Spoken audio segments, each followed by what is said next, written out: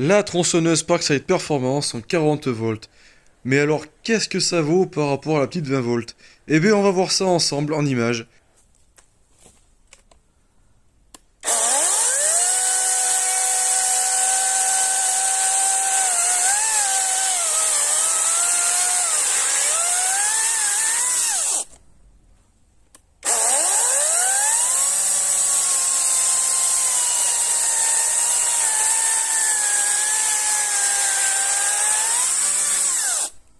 Sur le dessus, nous allons trouver les deux emplacements pour les batteries qui se trouvent sur les côtés.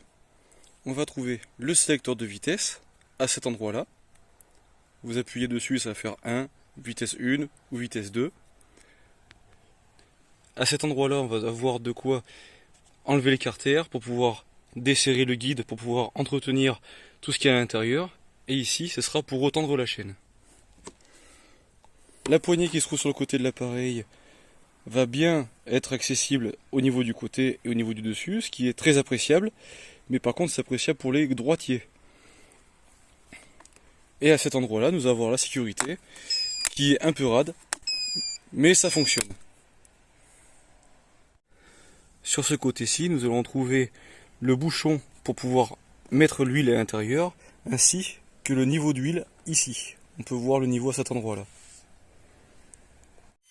Avec cette tronçonneuse, on pourra faire plus que de l'élagage, on pourra aussi faire un peu d'abattage, même en faire correctement, c'est juste qu'il ne faudra pas appuyer trop sur la lame, parce que ça pourrait faire caler la machine, mais en tout cas, ça a assez de puissance pour faire de l'abattage correctement. J'aime beaucoup le fait que la chaîne soit bien lubrifiée par l'huile.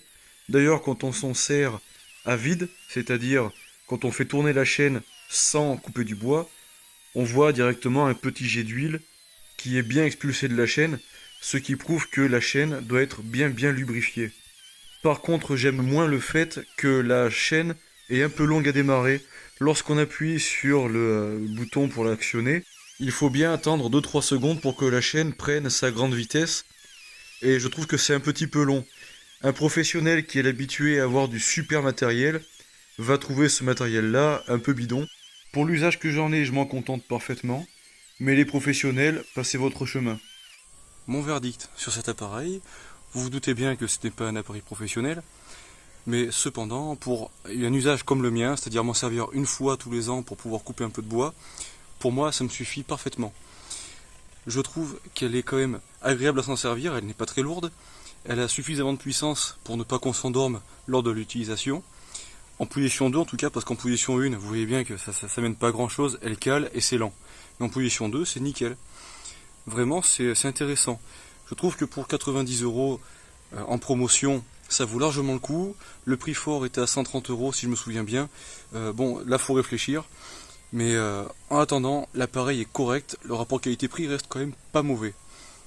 Allez, sur ce, je vous dis à très bientôt et bon bricolage!